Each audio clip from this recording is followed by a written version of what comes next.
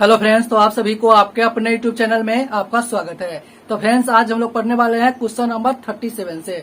तो चलिए फ्रेंड्स, देर न करते हुए हम शुरू करते हैं। हमारा क्वेश्चन नंबर 37 लिखता है, किसी समलंब ABCD की असमांतर भुजाओं AD तथा BC के मध्य बिंदु क्रमशः E तथा F है।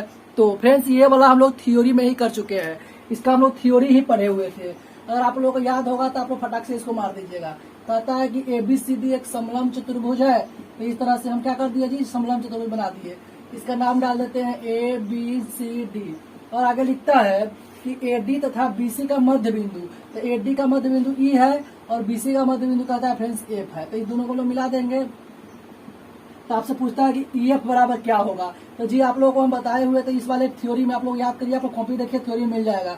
EF बराबर बोले थे इसका और इसका सम बटा 2 होता है, अर्थात बोले थे AB प्लस CD और बटा 2 होता है। तो यही क्या हो जाएगा, आपका आंसर हो जाएगा। आप मिला लीजिए, आपका किस ऑप्शन में मिल रहा है, आपका ऑप्शन नंबर फर्स्ट ही आंसर हो जाएगा। क्वेश्चन नंबर 38 क्या लिखा है, ये लिखता है जिसमें A से माध्यिका AD, पहले आपका एक फिगर दिया हुआ है उसको हम खींच लेते हैं।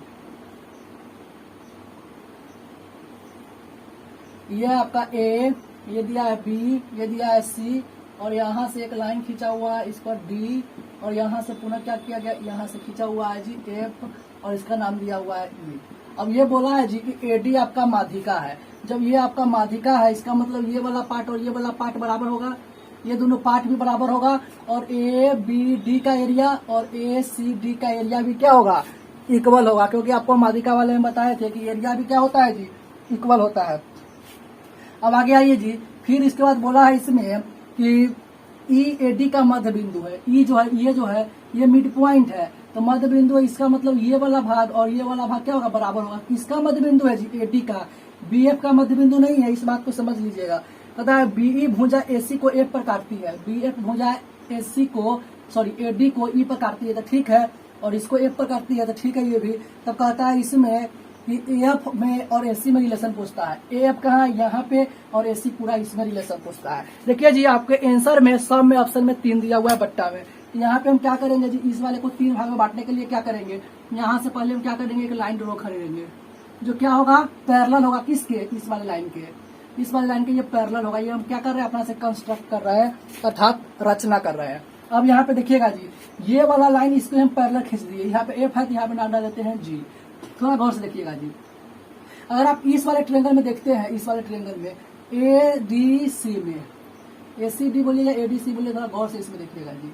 अभी हमने बोला कि ये वाला लाइन क्या इसके पैरेलल है, पैरेलल है, और ये पहले से दे रखा है कि ये मध्य बिंदु है, ये पहले से दे रखा है मध्य बिंदु है। तो इसमें लगेगा मिड पॉइंट थ्योरम, क्या जी, तो हम लोग जानते हैं अगर ये मान लो बताए तो ये 1 होगा, तो ये भी क्या हो जाएगा जी, 1 होगा, और ये इसके पैरेलल है, ये है। तो आप लोग जानते हैं मिड पॉइंट थ्योरम से ऐसा कंडीशन में क्या होता है, इतना बटा इतना बराबर इतना बटा इतना, होगा कि नहीं जी। यहाँ पे क्या निकलेगा, AF बराबर FG निकल जाएगा, यहाँ पे निकलेगा AF बराबर FG।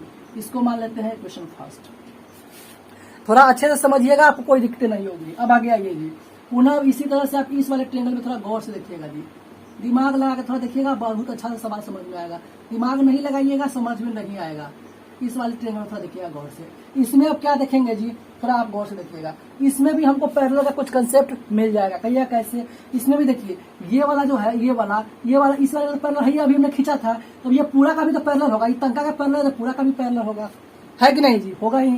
तो अब ये पूरा का पैरेलल हो गया, वैसा कंडीशन में पुनः क्या होगा जी, देखिए, और यहाँ पे क्या हुआ, ये तो मिड पॉइंट भी है, लेकिन ये मिड पॉइंट इसका है, इसका मिड पॉइंट नहीं है। अब इसका मिड पॉइंट नहीं है, ठीक है। अभी हमने पढ़ा कि ये होता ये है, तो यहाँ पे आप सोचिए, जब ये और ये क्या है जी, समांतर है, और यहाँ पे ये वाला जो लाइन है ये मिड पॉइंट है, और ये वाला पॉइंट मिड पॉइंट होगा कहीं से, क्योंकि ये और ये बराबर है, पहले से हमको दिया हुआ है कि नहीं जी। अब जब मिड पॉइंट है तो ये भी 1 होगा, तो ये भी 1 हो जाएगा, होगा ना जी।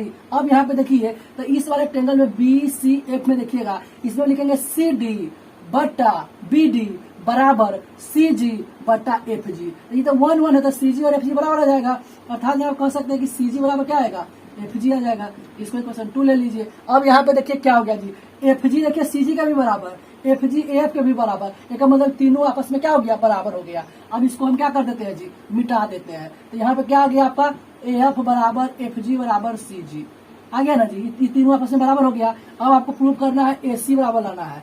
AC बराबर हम क्या लिख सकते हैं, AF plus FG plus GC लिख सकते हैं कि नहीं जी, इतना प्लस इतना प्लस इतना लिख सकते हैं। तो AF में तो प्रूफ करना, AF रहने देंगे। FG किसके बराबर है, देखिए तो AF के ही बराबर है, और GC भी किसके बराबर, देखिए तो AF के ही बराबर है। तो क्या को AF हो गया, 3 गो AF, यहाँ पे आपको AF लाना है, तो A बराबर क्या होगा, इधर AC बच गया, इधर इंटू में 3 जाएगा तो डिवाइड में 3 हो जाएगा, अर्थात आपका आंसर क्या बनेगा जी, AF बराबर AC बटा 3। तो इस तरह से इसको आप क्या कर सकते हैं, इजिली वे में सोल्व कर सकते हैं।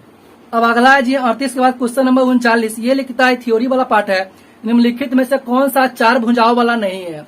कहता है 4 भुजा वाला कौन नहीं है, समलंब, समलंब एक चतुर्भुज होता है, तो 4 को भुजा तो होगा ही, सम चतुर्भुज में होगा ही, चतुर्भुज 4 को होगा ही, पंचभुज, पंच मतलब 5, भुज मतलब भुजा, 5 को भुजा होगा, तो यही आपका आंसर होगा, यही 4 भुजा वाला नहीं है। अब अगला ये 40 नंबर क्वेश्चन में कहता है किसी वृत्त के सेक्टर का क्षेत्रफल A माना तथा चाप की लंबाई L मानी तो वृत्त की त्रिज्या क्या होगी। इजी क्वेश्चन है।